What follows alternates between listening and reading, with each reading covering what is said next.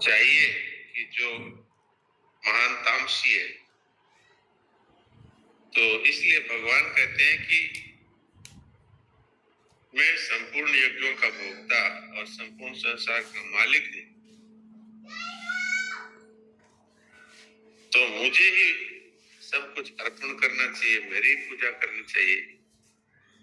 और जो भगवान को ऐसा नहीं मानता, वो फिर सकाम भाव के कारण से देवताओं का, पितरों का और भूतों प्रेतों का यजन पूजन करता है। तो ये भगवान हमें ये बात समझाना चाहते हैं कि भैया कामनाओं का त्याग करके और मुझसे प्रेम करो। मुझे तो आगे भगवान कहते ही हैं कि मुझे पत्र पुष्प फल जल जो कुछ भी दे दो प्रेम और भक्ति के साथ, उसको मैं पा लेता हूँ। और महाराज जी ने यहाँ पर भूत प्रेत पिशाचों के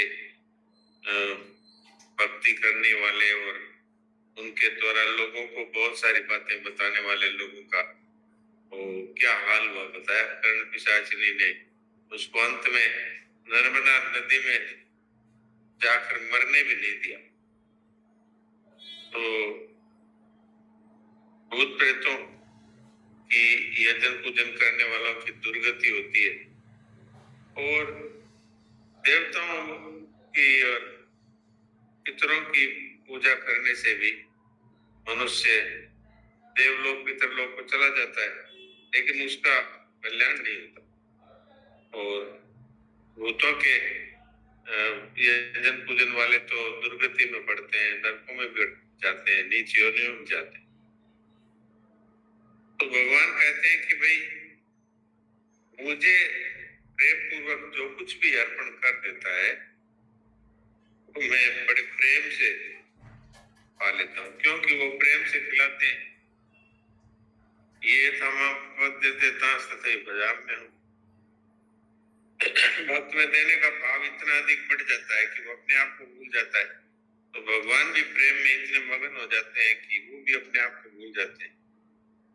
अब प्रेमी है, उसको ये पता नहीं रहता कि मैं क्या खिला रहा हूँ, तो भगवान भी इसको भूल जाते हैं मैं क्या खा रहा हूँ।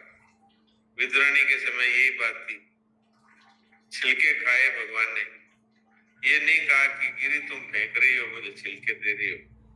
भगवान भी भक्तों की तरह ही है, भक्त प्रेम से दे रहे हैं तो उनको ये पता नहीं है मैं क्या दे रही हूँ, और भगवान प्रेम से पा रहे हैं तो उनको भी पता नहीं है मैं क्या। बस प्रेम ही प्रेम, देने में भी और पाने में भी, लेने में भी प्रेम ही प्रेम। राम राम। डॉक्टर साहब प्रणाम। प्रणाम, बोलिए। हाँ, तो डॉक्टर साहब इसमें तो कहा है कि भाई इनको प्रेतों को पूजने वाला पितृलोक में जाता है, तो फिर श्राद्ध करना चाहिए या नहीं करना चाहिए? नहीं, वो तो जरूर करना चाहिए। वो पितरों को भगवत स्वरूप मान करके और केवल उनकी हित के लिए, उनकी सदगति के लिए करना चाहिए। जो हम लोग पितरों से मांगते हैं ना कि हमारे किसी तरह का बिगड़ नहीं आए, हमारे घर में लक्ष्मी आ जाए, इस तरह जो कामना पूर्वक करते हैं, उसके लिए कहा गया है कि भाई अगर पितरों का पूजन करेगो तो पितरलोक में मरने के बाद पितर हो जाओगे, पितरलोक में चले जाओगे और कल्याण नहीं होगा। लेकिन अगर उन पितरों की सदगति के लिए करते हैं बिना किसी कामना के, तो उससे भी मनुष्य का कल्याण ही होता है। जी हाँ डॉक्टर साहब, निष्काम भाव से करते हैं, कोई पितरों से मतलब नहीं है, पर ये परंपरा है एक, तो ये परंपरा निभाने के लिए श्राद्ध करना है। जरूर पालन करना चाहिए परंपरा का, क्योंकि शास्त्र में इसका विधान है और पितर लोग है इसके लिए आशा भी करते हैं हमसे, इसलिए जरूर करना चाहिए शास्त्र विधान के अनुसार। पर अंदर से हमें कोई कामना नहीं रखनी चाहिए, केवल उनके हित के लिए, उनकी सदगति के लिए अवश्य ही शास्त्र विधि का पालन करना चाहिए। जी जी, बहुत अच्छी बात, समाधान हो गया। नारायण। प्रणाम। प्रणाम।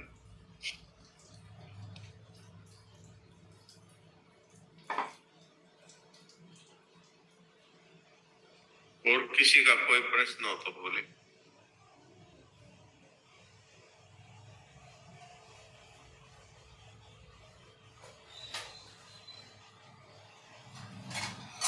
ये भी डॉक्टर साहब, हाँ बोलिए। डॉक्टर साहब राम राम। राम तो राम। इसी में ये भी तो आया है कि जो देवताओं की पूजा करते हैं हाँ वो अविधि पूर्वक है। तो यहाँ पे महाराज जी, स्वामी जी महाराज व्याख्या में कह रहे हैं कि उन देवताओं की पूजा में भी अगर भगवत स्वरूप देखा जाए तो भगवान ये कह रहे हैं कि वो मेरा ही पूजन होगा और मुझे ही प्राप्त होगा। ये भी तो है ना। बिल्कुल बिल्कुल। जैसे पितरों की बात आपने की, पितरों की ही बात आपने की, तो उसमें भी अगर भगवत स्वरूप देखा जाए तो निष्काम ही है वो, तो वो भगवान के ही प्रायण होगा। हाँ, अगर निष्काम भाव ये लोग समझ करते हैं तो अवश्य ही भगवत प्राप्त होंगे। निष्काम भाव की बात हो रही है, और हम तो कहते ही हैं कि शास्त्र विधि के अनुसार करना ही चाहिए। ये बात तो कही जा रही है। हाँ जी, हाँ जी। राम राम श्याम भाई जी, आज भजन जरूर सुना के जाना।